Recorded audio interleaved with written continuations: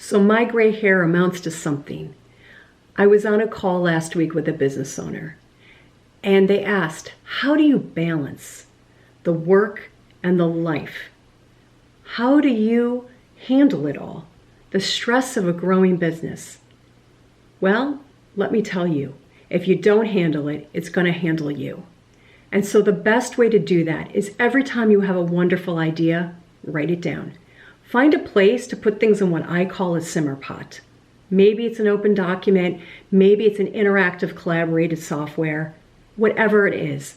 Don't keep it in your head, it's too much. So that's trick number one, writing it down and getting it out of your head. Ideas are great, but you don't want to implement them right away. So number two, put some timelines on it. You got an idea that's great, put the month or the year that you think it might be great to implement. And number three, with the juggling of life and health, you've got to put a cutoff time on your work time. So one of the tricks I did years ago for myself was that I never, ever communicated with clients after business hours.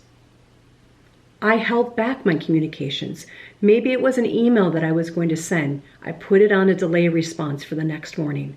Because not only did I want to protect my time and remind myself that it was important for me not to be truly working all the time after business hours, but I wanted to teach the owner that it's also good for them to protect their time. So not working at all ends, night or mornings is great.